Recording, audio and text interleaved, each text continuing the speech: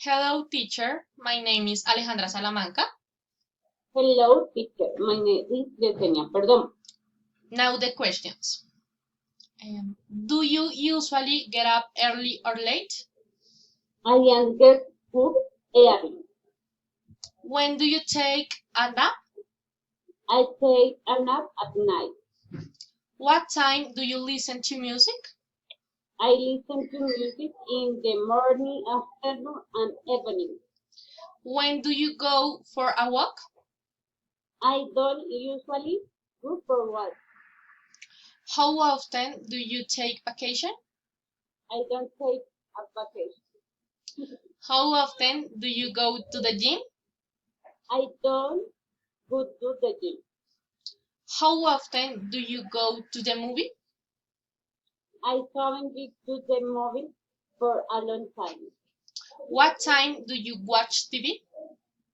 I watch TV at age When do you visit your friends? and small.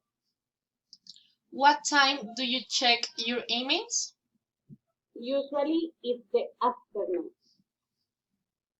Do you usually get up early or class? I get up at 10 a.m. When do you take a nap? I don't nap. I sleep at night. What time do you listen to music? I listen to music all the time. When do you go for a walk? I don't go for a walk. I go to the gym in the afternoons. How often do you take a vacation? I do it occasionally with my family. How often do you go to the gym? I go to the gym from Monday to Friday. How often do you go to the movie theater?